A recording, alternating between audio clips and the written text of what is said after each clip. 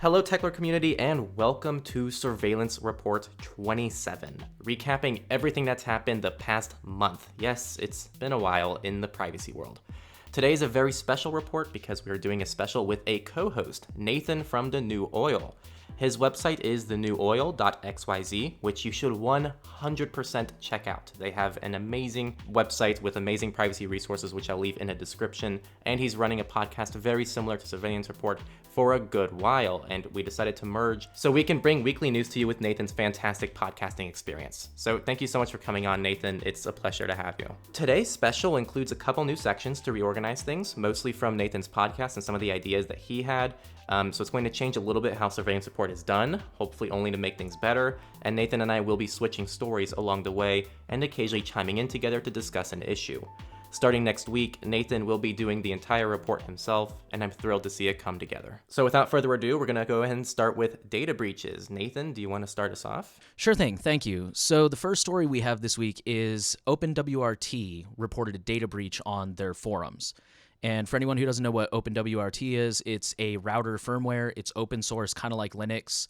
I actually have a similar fork called DDWRT on my router. It's awesome. It's super powerful. And a lot of these projects come with a forum where you can go online, you can ask questions, get help from other users. They're super helpful. And unfortunately, one of the admins for OpenWRT, their account got hacked. And according to the article, they're not really sure how this happened. He said he was using a good password. He or she, said they were using a good password, but they did admit they didn't have two-factor authentication. So that could be part of the problem. So the lessons here would be to use a strong password, to use two-factor whenever it's offered, but also to use masked email addresses and usernames that don't really give away much about you, like the common first name, last name, or something like that. Thanks, Nathan. And our next story in data breaches comes from the Scottish Environment Protection Agency, who suffered a ransomware attack where cybercriminals stole 1.2 gigabytes of data in the process. So for those who don't know, ransomware is when someone essentially holds your files and data as ransom.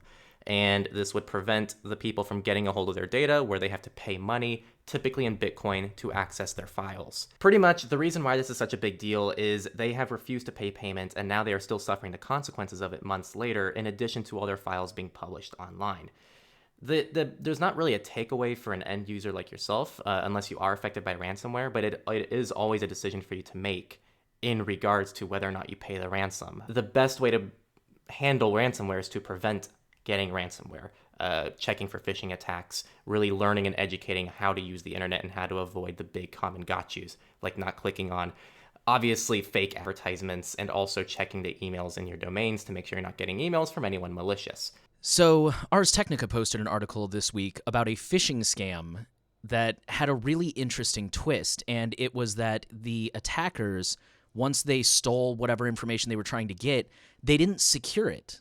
So all the information they stole became open record, just kind of like most of the data breaches I talk about, which are unfortunately the result of unsecured AWS buckets and things like that. The reason I wanted to share it was because it just shows that you never know when your data will end up public. It could be a first link in the chain, like again, the unsecured AWS buckets. It could be the criminal. It could be like the last story where the criminal shares it on purpose. So I think this story just really highlights the importance of protecting your data and being careful what data you hand out in the first place, because once it leaves your hands, you have no idea where it'll end up. Our next article has to do also with ransomware, and it's pretty much talking about how ransomware victims that have backups are paying ransoms to stop hackers leaking their stolen data. A little bit of context, ransomware sounds like it's the sketchy guy in his basement doing an attack. These are actually very professional attacks. If you go online and see some of these screenshots, there are actually like help forums and contact pages for these companies, and they even have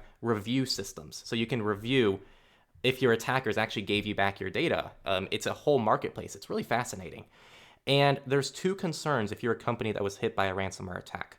The first is getting access to your files again. That's the first concern. And the second concern is making sure that the data that they stole isn't published anywhere. So as always, preventing ransomware is the best thing to do, and if you're not going to prevent it, at least perform consistent backups, so in case you do get ransomwared, if that's a verb, then you at least have a backup of all your data. And our final story in data breaches this week, a cybercriminal has leaked the data of 2.28 million dating site users, which is a lot. So, as I'm sure we all know, with the global pandemic, online dating is more popular than ever. A particular dating website called meetmindful.com suffered a data breach, and there's not a whole lot of details on how the attacker got in, and among the data included are real names, email addresses, city, state, and zip, even latitude and longitude, body details, marital status, date of birth. Fortunately, passwords were hashed, but there's also Facebook user IDs, so I mean, these criminals have everything they need now to identify every single user. I don't know if I'd go so far as to say don't use online dating, because I get it, especially nowadays, but definitely, like Henry said a moment ago, just be careful what you put online, because you never know when the wrong person will get access and it'll become public record. Especially with dating sites, you never know if somebody's going to screenshot something and share it around.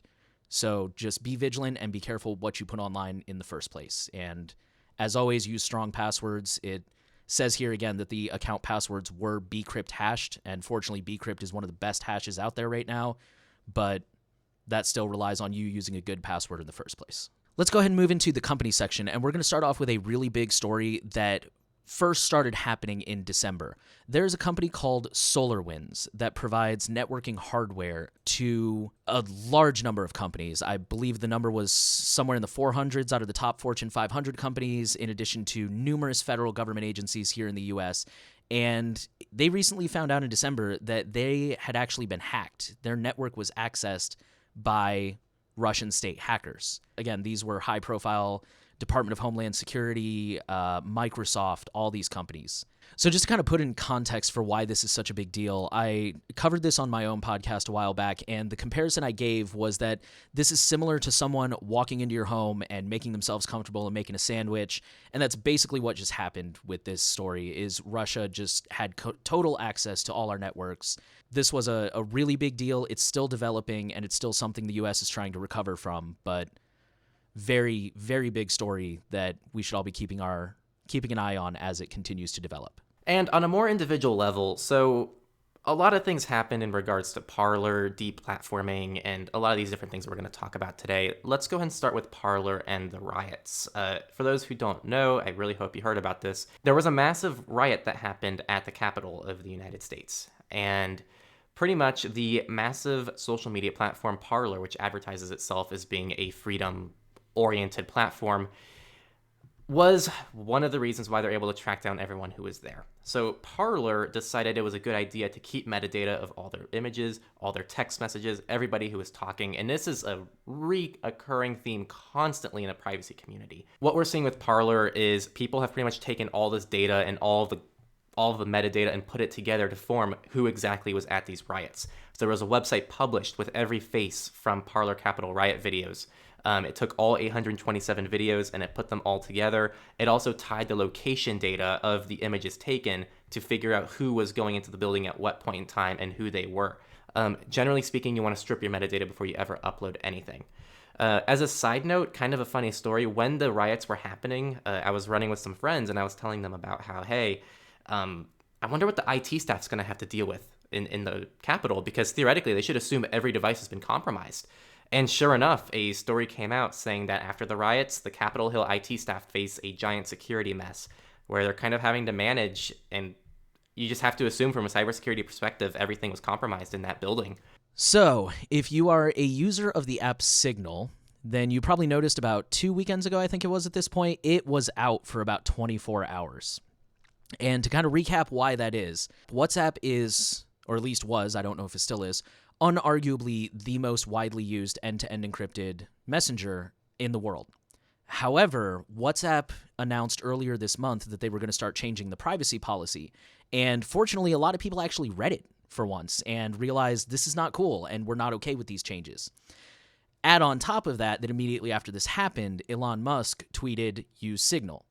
So, earlier this month, a massive exodus began from WhatsApp to platforms like Signal and Telegram were the two most popular that everybody jumped to. Signal was unfortunately unable to keep up with the sudden spike in demand, and they crashed over the weekend. Again, this was last weekend. But fortunately, they were able to secure some new servers, get everything back up and running within 24 hours. As a result of this backlash, WhatsApp has actually decided they're going to delay the change in their privacy policy by 3 months. However, I think it's worth noting that's only a delay. So if you're a WhatsApp user, don't slack off on this, because I think, this is my personal conspiracy theory, I think their hope is that by delaying it, you'll forget about it, you'll kind of get lazy, and you won't change. So this is your opportunity to do your research and pick a better messaging app. Yep, it's also a good chance to share Signal with other people. There's no better chance to get people off of WhatsApp with all this story and attention coming onto them. I did want to ask you, Nate, how does it feel? One person tweeting 2 words accomplished more than millions of people after years. I mean, the important thing is people are starting to take it seriously and they're starting to value their privacy. And I think even if it's Elon Musk, who, no offense to him, he's not a cybersecurity expert or anything like that. But you know what? If he's getting people to value their security and their privacy, I'd call that a net win, personally. I agree. It's a net win. Though it does hurt me a little bit inside that, like, people just woke up to the WhatsApp stuff as if it just happened when they've been doing this for years. And just because they're being a little bit more transparent about it, now everyone gets it. Yeah. Agreed. Big net win, though, that's for sure. So next up, we're going to talk about browsers. Mozilla has announced a Firefox design refresh that might be coming soon to hopefully make Mozilla feel a little bit more modern, which I don't think it really feels right now. Brave finally integrates with IPFS. Pretty much IPFS is a protocol to help enable a decentralized web, and Brave integrating this really brings us into the mainstream, and it is amazing in regards to just getting it in front of people. And finally, Chrome. So Chrome has upgraded to version 88, which is finally laying Flash and FTP to rest, which I know, guys, like, I played Ninja Kiwi, I played Bloons Tower Defense. Look, I get it. Flash is awesome, all right? But it's kind of a security nightmare, and it's been that way for years. And they've been saying that they're going to kill Flash for years now, and it never really happened. So it's nice that this is actually finally happening, and we can move away from Flash finally for good. I just got to say, Balloon Tower Defense is definitely my guilty pleasure. Oh, which one's your favorite? Like, this is an important question. Okay, well, whatever the newest one is, I like it, but I still have a soft spot for the one right before it. 4? Okay. I never got into 4 much. I think 3 and 5 are my favorites. Like, I gotta check right now. Yeah. Now I'm looking it up on my phone. Yeah, no, they are up to 6. Oh, they did? So, that's brand new then. Oh my goodness. No, it's been out for a while. 6 is great. 5 is great.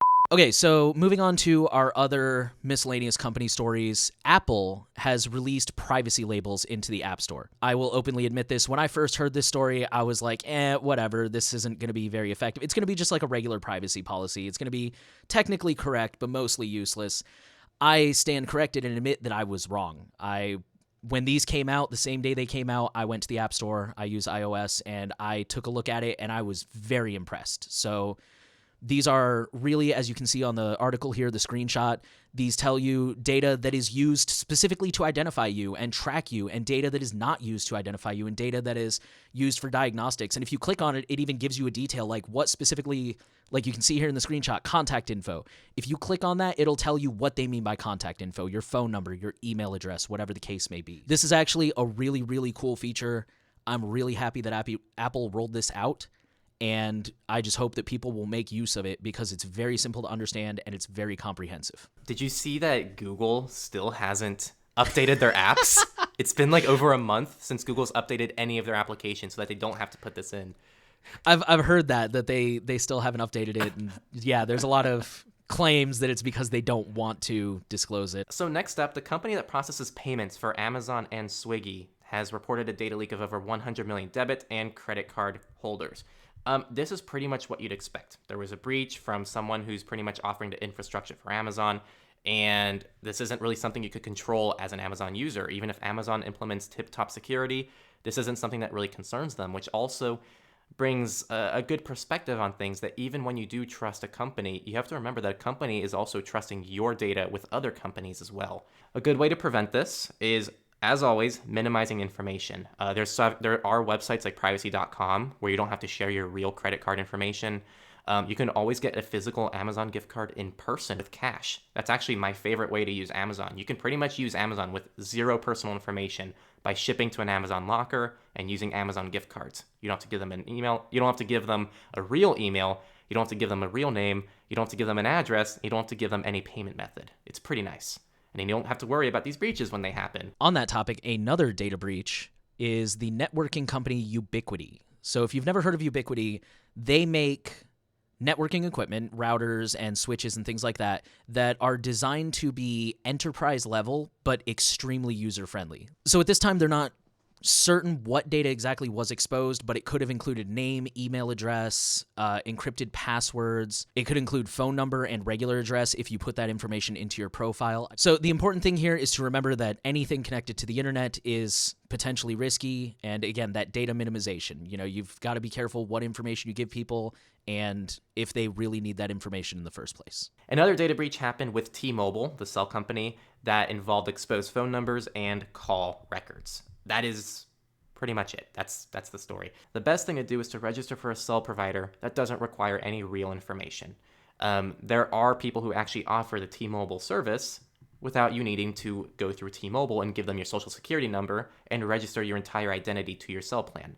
These are prepaid plans. You can go to your local convenience store and get some there. Mint.com uses T-Mobile. Nissan also suffered a data breach. No customer information, but interestingly, what was leaked was the source code for a lot of their apps. So as I'm sure most of us are aware nowadays, cars are becoming increasingly digital, and they've got, I believe they're called infotainment centers, where, it used to be just a radio, but nowadays it's got apps and it's got Spotify and it's got your navigation and all kinds of cool stuff.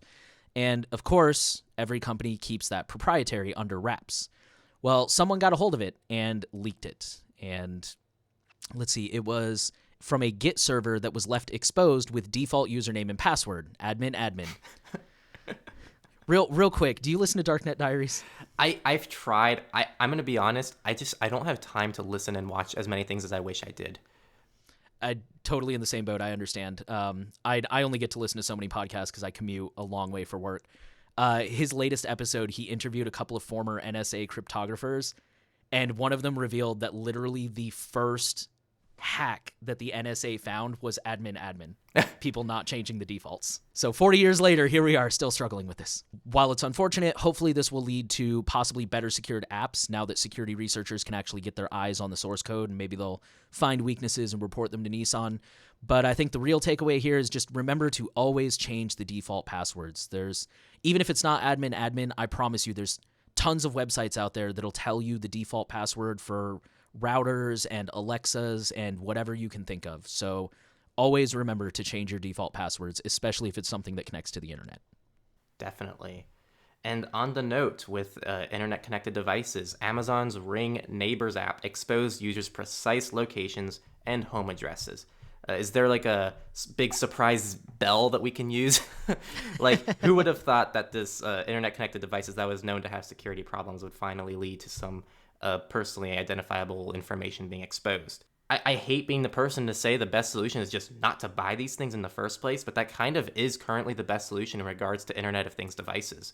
You can either self-host and develop something yourself, or you can just choose not to use these services that are just known to have security weaknesses and privacy concerns. Do you have another prevention here, Nathan, or is that really it? I think that's about it for most people. If you're tech savvy, I've heard that putting smart devices on a VLAN is good for security, but I mean, unless you really jump through some hoops, I don't think that's going to protect you from like location leaks and metadata and all the other issues with them. Yeah, it's just one of those things. Like, just don't use it. We talked about ransomware earlier, and Henry mentioned to be careful not to click on phishing links and things like that. This story is very similar to that. There's a huge problem right now with fake collaboration apps that are stealing data. So everybody's working from home nowadays in light of the pandemic, and that means that now the IT network has to expand. They have to build VPN tunnels so people can connect to the work network, and they have to get everybody installed software on their home devices and stuff like that. And unfortunately, a lot of cyber criminals are taking advantage of that. So they're creating fake apps. The article doesn't really specify whether they're knockoffs of Microsoft Office or something like that, but they are apps that are publicly designed to improve productivity and collaboration and stuff like that. But in reality, it's just phishing, and it's designed to get into your accounts and steal passwords and steal data and all that kind of stuff. So first of all, it's best not to mix personal and work devices if that's a possibility. I know that's not an option for everybody, but be careful what you download. Run it past your IT department. If you think you found something that could be helpful for work,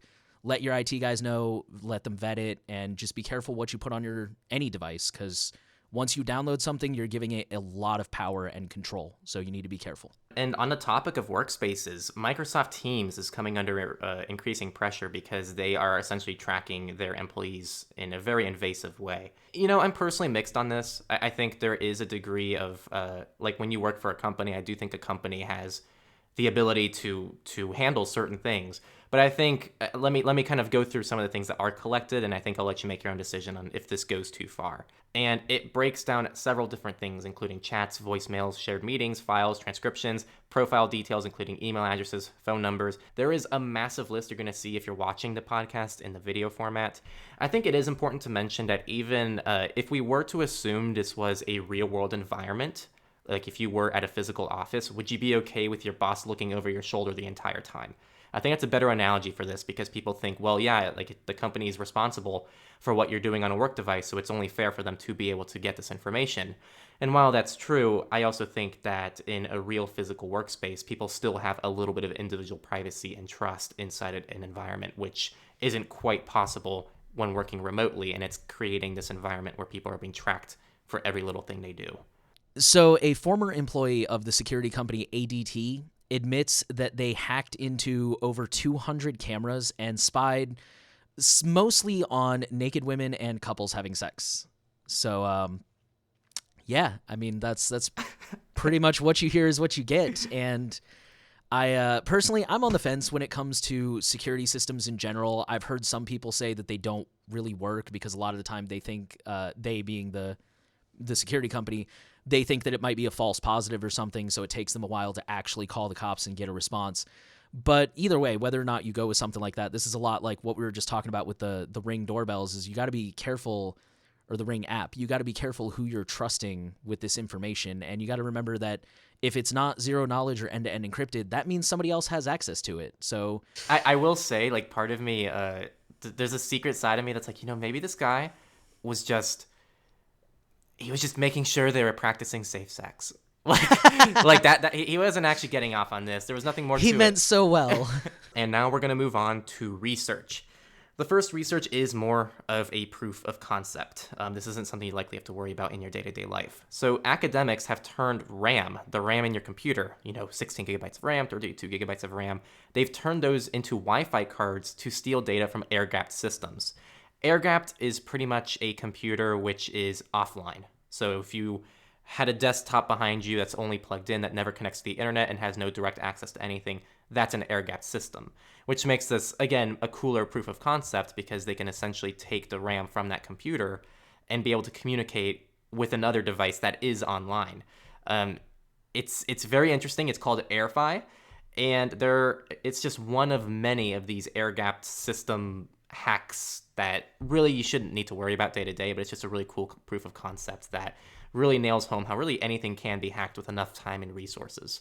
So the next interesting research story is about a researcher who discovered that you can use facial recognition to reveal someone's political party. The average person, according to this research, has about a 50-50 chance of correctly guessing someone's political leaning just by looking at their face. This algorithm has as much as a 71% accuracy rating. The reason he came forward with this research is he's like, hey, this is potentially very dangerous, and this is something we need to talk about and address now before it gets abused. So very, very interesting study that I was surprised to read about. The final research article is really not an article, it's an entire study, which I know it's 120 pages, and I'm going to sound crazy for recommending you read every page, but you really should. It talks about probably everything you've ever wondered about in regards to data security. Is iOS more secure than Android? Why? What are the histories of Apple security features? What are the histories of Android security features? Jailbreaking and software exploits, are those something you should do? How does law enforcement bypass an iOS device, or can they? And how does law enforcement bypass Android devices? Can they? How do they? I mean, I can keep going. It's 120 pages long just talking about the security and privacy of these two mobile platforms. And it is incredibly well done. It couldn't be more thorough. It's pretty cool, and I really recommend checking that out. Okay, so that was the research section, and now we are moving into politics. And we're going to start here in the United States. Specifically, we're going to start in New York City. Number one is that the New York City Council has voted to prohibit businesses from using facial recognition without public notice. I think that's pretty amazing that they're forcing more transparency on businesses regarding things like that. I've spoken many times on my podcast about how facial recognition is just not quite reliable and not quite where we need it to be just yet. So I think that's great that they're pushing for transparency. The governor of New York has suspended the use of facial recognition in schools pending a study on facial recognition and its further consequences and, just everything about it. Like I said, facial recognition is not perfect, and I think that's really awesome that the governor is saying, hold on, before we start using this, let's go ahead and study it, let's do some research, let's make sure that we know what we're getting into. We have evidence that yet another Muslim prayer app was tracking users and selling that data to specifically a U.S. contractor that works with the U.S. Customs and Border Patrol and Immigration. Some of you may remember that a very similar story happened, I believe, middle of last year or late last year, and unfortunately this is just like that. There's an app out there. I am not Muslim, but I've spoken to a few Muslims. Muslims are, from what I understand, required to pray several times a day, and they have to face east towards Mecca. And so, understandably, it's helpful for people who are Muslim to be able to download an app that reminds them to pray and tells them which direction to face and stuff like that. And unfortunately, those apps are selling location data, and the U.S., among other people, is buying it. Up next, also, the U.S. Defense Intelligence Agency has admitted to buying citizens' location data. So even if you're not that demographic, it doesn't really matter. I feel like I've repeated this story every surveillance report for the last 5 or 6 of them, because this just happens almost every single time. Pretty much the way these work is you open an application, it collects your data, and that data can be sold and shared with third parties. Including the U.S. Defense Intelligence Agency. And by the way, this is a giant workaround because in the Constitution, the U.S. government can't start tracking location data of its citizens. And they can't do that without a warrant. Yeah, and it's exactly like what you were saying about Amazon and how they're using a third-party processor. Unfortunately, a lot of apps that use your location, and they may have a good reason for using your location, like the Muslim one, but a lot of the time they don't have the infrastructure to support location features by themselves, so they have to rely on this third party, and the third party is the one that's selling this data. Our next story is about schools using FBI-grade phone hacking technology. And unfortunately, this is something that's becoming more and more common. Schools are integrating a lot of surveillance technology, and I understand it. I don't say I approve of it, but I understand the value in being able to use facial recognition to identify who should be on campus and who shouldn't. Or I do believe that this technology needs to be very heavily restricted, heavily monitored, and we just need to be aware of what they're using. Next up, whether or not you're happy about it, we have a new president in the United States, and part of that means that we're going to have a new FCC appointment. We get to replace the most hated man on the internet, Ajit Pai, with Jessica Rosen-Warcel. I really hope I pronounced that right. But she's been pro net neutrality for many years, so a lot of people are rejoicing that this is likely a big win in regards to net neutrality and the open access to the internet. Okay, moving on to international stories, we're going to head over to Nigeria, where Nigeria, the government is now ordering mobile users to link their phones to their ID numbers. So from what I understand, these ID numbers, it's a national ID number similar to how here in the U.S. we have like a social security number. So the reason this is going to cause problems is that according to this article from Bloomberg, only 41.5 million Nigerians have a national identity number. According to Wikipedia, the 2006 census showed that there are 140 million Nigerians, and in 2020 they estimate 206 million. So this is going to be the vast majority of the population that will lose access to cell phones and all of the advantages that come with that. Because, I mean, let's be honest, mobile phones have revolutionized the world for a lot of people and have allowed access to the internet and the information that it contains and the commerce and the banking and just everything. Unfortunately, this story it really puts a lot of people at risk of losing access to all of that. And of course, it violates their privacy too, because now you've got a phone number that is permanently linked to that specific person. You know what's interesting? Like, they're requiring this, and we might be over here like, oh man, they're requiring this. And then here in the US, people just optionally go to their cell company and just give them their social security number. It's like, okay. Yeah, and people don't even think about it. Like you were talking about that earlier, the only time you have to give your social is if you're buying a phone on a credit plan. And then, of course, they have to like run your credit. But if you buy a phone in cash, they really don't need your social for any reason. And still, people would just hand it over if they're asked. They don't stop and be like, does this person really need this? All right, so up next, contact tracing has been something that we've talked about for almost a year now. Man, time flies. So the Singapore police pretty much has announced that under the country's criminal procedure code, the Singapore police force can obtain any data, including information gathered by contact tracing used inside their country. This is a concern because contact tracing has always been promised to be used for only health purposes to try to keep people safe. And now there's a possibility that this contact tracing data can be used for criminal investigations, which is already, that seems fine, right? I think most of us can be like, okay, like it's a criminal investigation. They're using public data for the most part. It's whatever. The problem is it's a slippery slope, right? This originally was just for health data. Now it's for criminal investigations. What's next that it's going to be used for? On a slightly different note, in New Zealand, their central bank data system was hacked. The bank was accessed through Reserve Bank of New Zealand. It's a third party they used to share files and store files in the cloud. It's just, again, it's a reminder that once you hand over that data, you don't know what they're going to do with it. You don't know what third-party systems they use. Okay, and that was the end of politics, which brings us to the FOSS section, free and open source software. So first off, we're going to talk about an article from Tech Republic where it says that out of 1,200 FOSS contributors, many open source developers say that securing their code is a low priority. The exact headline was soul-withering waste of time. Very colorful. Is just a reminder that open source is definitely better and superior in my opinion, but it is important to note that open source does not automatically equal totally secure or totally private. Open source literally just means that the source code is visible. I mean, the example I like to use is malware. Once a new malware gets discovered, then researchers, they have their own GitHub type website where they'll post it and other researchers can pull it and pick it apart and run it in a sandbox. And technically that is now open source, but it's still malware. So it's important to remember that open source is better, but it's not automatically safe or private by design. All right, if you are a Linux Mint user, version 20.1 is now available, and it is a long-term support release. So Mint is a very popular version of Linux. It was the first version that I used to cut my teeth on. It looks very similar to Microsoft Windows XP. Super user-friendly, very awesome. I totally recommend it, especially if you're new to Linux. And the newest version is now out, the first stable release, 20.1. That's pretty much all there is to it. Linux Mint is up to date, and now Wine is too. So Wine's a compatibility layer to allow some Windows programs to run on Linux, and Wine is now in version 6.0 with 8,000 changes.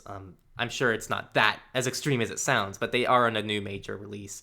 And it's pretty exciting to see these kind of things come out. It's how some people can even run Photoshop on Linux directly, though it has some iffy support, as you can imagine. But it's kind of cool. It's always nice to see these updates, and yeah, go on. Google has released details about some bugs that were present in Signal, Facebook Messenger, Google, even FaceTime, if I'm reading this article correctly. The good news is they've all been patched. Remember to keep your stuff up to date, and just as always, assume anything you put in digital format is public record, even if it's something like Signal, which is world-renowned encryption. Just still, you got to be careful and you got to be vigilant. And the final article this week in regards to the open source community is there has been a new botnet called Freakout, which works on Linux systems that are running unpatched software. So before we even get into this, remember, keep your software up to date, just like Nate just said for that last story. Just remember that just because you're on Linux doesn't mean you're fully secure and you're bulletproof to the core, because you're really not. And now we are down to our final category, which is the Misfits. And it's also going to have, this time around, kind of a secondary category at the very end, which includes guides as well. And those will be covered by Nathan. To start with the Misfits, Amazon has decided to release a product which scans your body to make perfectly fitting shirts. It's called the Made For You page. So, pretty fun stuff. Up next, this is kind of a pretty new area. We've already talked about car security and privacy a lot on our YouTube channel. We even talked about the Nissan thing today. There's a lot of data that cars collect, and it's actually now been used in some criminal investigations, including when people buckled their seatbelt, when people started the car, what the phone saw, when the phone was plugged in. These are all things that your car has access to, and it actually keeps a log of this information. So it's important to realize that cars are collecting pretty much the same kind of data that you'd expect your phone to be collecting. Up next, a very interesting story came out where hackers have threatened to leak plastic surgery pictures. They pretty much, as you'd expect, they got into a system, they got before and after pictures of people who got plastic surgery, and they threatened to leak them. That's pretty much it. It's pretty, one of those new situations we probably didn't think of that would happen. Our next story takes us to the UK, back to the world of online dating, and police are warning of extortion attempts in online dating scams and chats. Be careful what you put online. If you meet somebody online, sending, not trying to be graphic, but like sending nudes is a thing that people do sometimes nowadays, and that's totally up to you if you decide to do that, but just be aware that some people, you really don't. Some people, yes. Just the point is to be aware who you are sending that to, and that you probably don't know them that well, and they may not be a trustworthy person, and you don't know if they're going to screenshot that and share it around. That specifically was from the UK, but I think that applies to anyone. So last but not least, we got a few guides here. From ZDNet, we have a guide on how to secure your Google account. Unfortunately, I think a lot of us, even in the privacy community, have to rely on Google in some form or another, either to use YouTube, or maybe we just have that Google account we had for 15 years and it would be irresponsible to delete it. So this guide talks about making a strong password, using two-step, recovery codes, stuff that really can apply to any account. And on the topic of two-factor, ZDNet also posted a guide on how to use two-factor. If you're new to two-factor or you're curious about it, that is a great guide to read. ZDNet posted an article arguing that it's not enough to spread awareness about security. It's time for leaders in security to change their behaviors and basically set the example. And I wanted to share this article because I don't think personally that applies just to the big names and the leaders. I think that applies to all of us, which is one of the reasons that over on my website, I preach very low-level changes, but I still go above and beyond and do some extra stuff as well because I want to lead by example. And I think it's important that all of us do that. Someone posted a paper countering the nothing to hide argument, which I'm sure a lot of us are familiar with, the whole idea that we shouldn't worry about our privacy because we have nothing to hide. This person from F-Secure, which is a research company, a cyber research company, lays out several arguments for why you do, in fact, have something to hide. And I really agree with almost all of the arguments they make here. So this is definitely worth a read. And last but not least, I have two guides. One is called Close the Curtains, A Practical Guide to Privacy. And the other is called Online Privacy, How to Get Off the Radar with Ease, Noob Friendly. And these are both really short, really great guides about how to get started on your privacy journey. It's probably nothing new to anyone who's listening to this, but if you have anyone in your life who is new to this and just taking their first steps, then maybe consider sending them one or both of these articles. Well, that was everything for Surveillance Report 27. I want to give a major thank you to Nathan for coming on and helping us out with this. Next week's Surveillance Report, again, is going to be all him. So I'm very excited to see what he puts together. I'm really excited to hear his thoughts, and I'm sure that it's going to be fantastic. So make sure to tune in next week. We're actually trying to do this every week now because we have some more help with Nathan. Thank you very much. I'm really excited to be part of this, and I'm excited to come back next week and share whatever current events we will have to discuss at that time. Yeah, totally. And thank you all for watching again. This is always fun to do, and I'm glad that we're starting off 2021 with a Surveillance Report. Thank you for watching. Make sure to follow or subscribe wherever you're watching from. This is an RSS. I don't care. Just follow, subscribe, and tune in every week to make sure you're staying safe and secure out there.